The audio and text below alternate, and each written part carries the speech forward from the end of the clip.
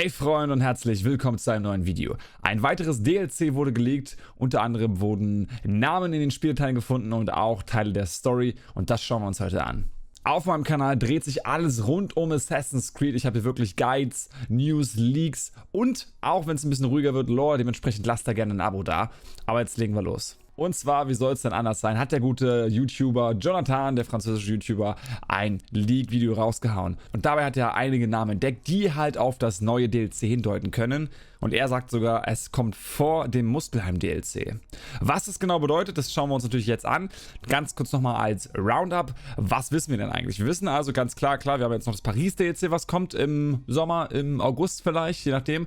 Wir haben das Muspelheim-DLC, was noch nicht direkt offiziell angekündigt wurde, aber zumindest wurde da ein Teaser gezeigt bei der Ubisoft Forward. Und wir wissen auch, dass es natürlich andere Welten geben wird.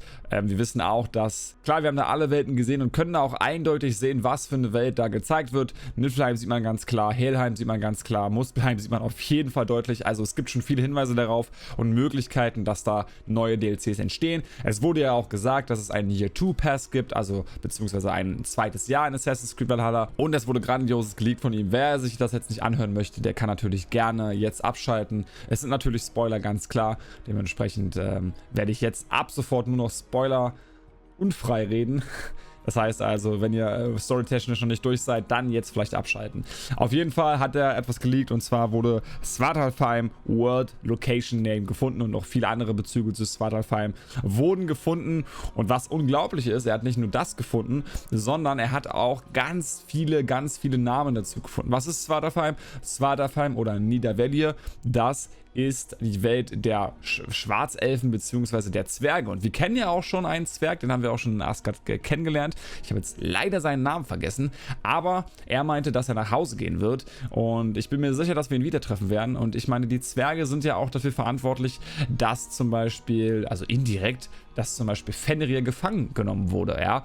Der Zwerg ist dafür verantwortlich, dass Odin dieses Halsband bekommen hat.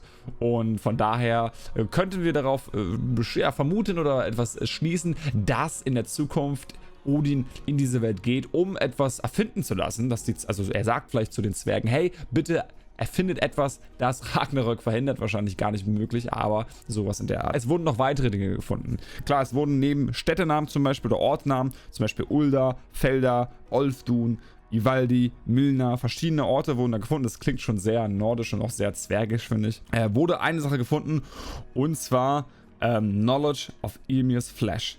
Ja, und Ymir ist einer der Riesen. Ymir wurde von Odin, also seinen Söhnen, ich weiß gar nicht, wer jetzt noch ihn getötet hat, aber Odin war ein Teil davon, von der Gang, die ihn getötet haben und aus seinen Bestandteilen wurde dann die Welt kreiert. Das ist so die Geschichte.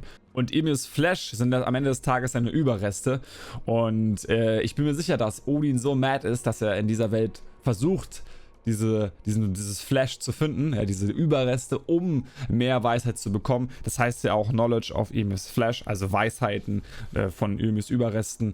Und dass er versucht, da irgendwas herauszufinden, um Ragnarök zu verhindern, obwohl es ja schon lange im Gange ist. Ein weiterer Punkt deutet auf ein neues Arena-System hin. Und zwar haben wir hier Arena von der Valkyrie oder Valkyr Arena. Sehr interessant. Ich meine, wir haben ja schon Bezug mit, kleiner Spoiler, mit Hilderan zu einer Valkyrie bzw. zu den Valkyren. Vielleicht ist sie eine, wer weiß. Es gibt ja andere Vermutungen davon, dass sie die Herrin von Hugeheim ist. Muss man am Ende gucken, was es wirklich ist. Auf jeden Fall wäre das eine Möglichkeit, dass wir dort, ähnlich wie bei Hilderan, gegen andere Valkyren kämpfen. Ja, die Valkyren, das sind ja die Frauen auf Pegasus-Pferden, die die Toten vom Schlachtfeld holen und nach Valhalla bringen. Das sind die Valkyren. Und mal gucken, was da kommt. Und der letzte Punkt, das ist ein Story-Punkt und das wird sehr interessant. Und am Ende kommt noch eine kleine Vermutung von mir. Und zwar wurde ein Eintrag gefunden, Find Balder. Balder oder Balder ist der Sohn von Odin. Und Loki wurde natürlich neidisch darauf und hat ihn mit einem, laut der Legende zumindest, Mistelzweig töten lassen. Er hat es selber nicht getan. Man kennt ihn ja. Er macht es nie selbst. Und da ist natürlich die Frage, okay, was passiert dann? Also in der Geschichte ist er dann in Helheim und er hätte zurückkommen können, wenn alle Personen in den neuen Welten ihm nachweinen. Aber eine Person, nämlich ein Riese, hat es nicht getan. Aber dieser Riese war gar nicht der Riese, sondern es war Loki. Er hat sich nur verkleidet als dieser Riese und hat es halt abgelehnt und deswegen musste der Sohn in Helheim bleiben. Und während Ragnarök soll er angeblich auferstehen, zurückkommen nach Asgard und ein neues Reich kreieren. Und da sehe ich auf jeden Fall viele Verbindungen zur Gegenwartsgeschichte von Assassin's Creed, nämlich mit Desmond, ganz klar. Baldur ist also der Grund, beziehungsweise Baldur kommt zurück, wenn die Welt am Brennen ist und er führt sie in eine neue, wunderschöne Welt. So ein wenig wie Desmond, nur dass Desmond halt gestorben ist. Aber vielleicht kommt der Desmond auch wieder zurück. Was ist eure Meinung, Freunde? Schreibt es mir mal gerne in die Kommentare. Eine Sache gibt es noch, aber bevor wir darüber sprechen, würde ich mich über einen Daumen nach oben freuen. Und jetzt kommen wir noch zu meiner Theorie. Also wenn wir uns den Teaser von der Ubisoft Forward nochmal anschauen, dann sehen wir auf jeden Fall, dass das Tor, was nach Muspelheim führt, in einer Welt steht, die wir nicht kennen. Weder Midgard kann es sein, also die Erde, oder Asgard. Also klar, es kann irgendwie ein anderer Ort sein in Asgard, das stimmt schon. Aber dieser Ort scheint mythisch zu sein.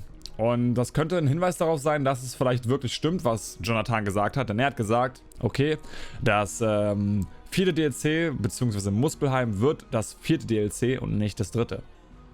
Und dass wir, sage ich mal, in dieser grünen Welt sind, dort erstmal uns ein bisschen umschauen, ja, und die Story erledigen und dann halt als viertes DLC in diese Welt in Muspelheim eintreten. Natürlich könnte das halt Svartalfheim sein. Ich finde aber, diese Welt sieht viel zu schön aus für Svartalfheim.